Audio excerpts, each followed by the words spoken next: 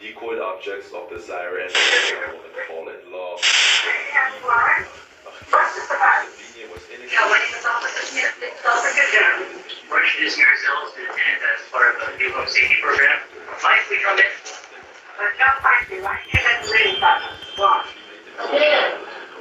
I can't let you in without a warrant. That is your decision.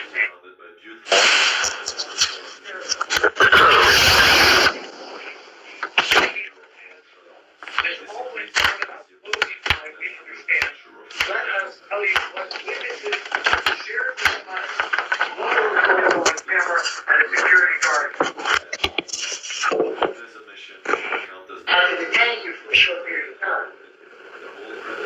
Reasonable suspicion requires less evidence than probable cause, but it basically means the officer has some specific reason to believe that you're up to something. For example, police can legally stop someone who matches the description of a criminal suspect. A suspect who drops a suspicious object after seeing the police, or someone who runs away after seeing the police. Don't ever run, okay? That's one of what the officers do. And they'll run you down and make you regret it.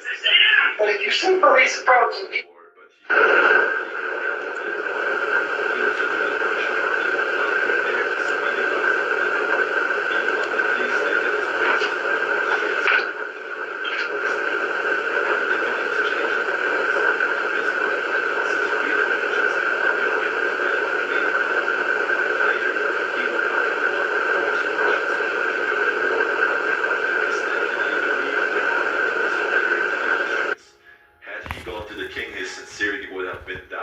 by giving misleading statements about wanting peace and concealing his true purpose. Bismarck's speech catapulted him to the position of Prime Minister. He later had the country go to war against the Austrians at the right time when he felt the Prussian army was more capable and united with Germany.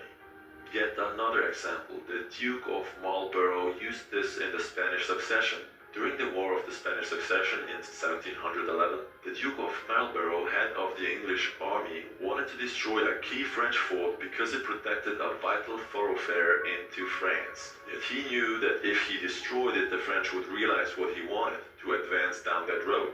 Instead, then he merely captured the fort and garrisoned it with some of his troops, making it appear as if he wanted it for some purpose of his own. The French attacked the fort and the Duke let them recapture it. Once they had it back, they destroyed it, figuring that the Duke had wanted it for some important reason. Now that the fort was gone, the road was unprotected and Marlborough could easily march into France. What else? Henry Kissinger used bland face to win opponents. Henry Kissinger would bore his opponents around the negotiating table to tears with his monotonous voice, his blank look, his endless recitations of details. Then, as their eyes glazed over, he would suddenly hit them with a list of bold terms. Caught off guard, they would be easily intimidated. As one poker manual explains it, while playing his hand, the good player is seldom an actor. Instead, he practices a bland behavior that minimizes readable turns, frustrates and confuses opponents, permits greater concentration. Spies use appearing to belong to a group method. During the Cold War of the 1950s and 60s, as is now notorious, a slew of British civil servants passed secrets to the Soviets. They went undetected for years because they were apparently decent chaps, had gone to all the right schools and fit the old boy network perfectly. So, I paid close attention to all the feedback I've received from you guys and switched up the reviewing of the book's content to a great deal. I hope you like it better this way. And yeah, please let me know, and thanks for watching.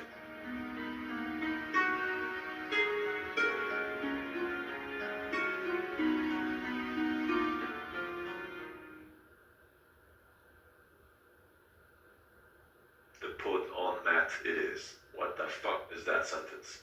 Be measured and believable, or your ruse will seem the put on mat it is. I'm not putting this in.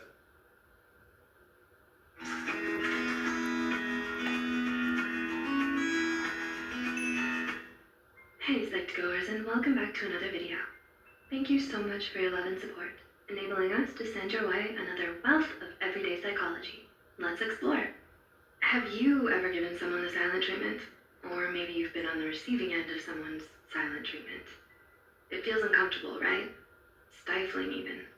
George Bernard Shaw once said, "The worst sin to our fellow creatures is not to hate them, but to be indifferent to them.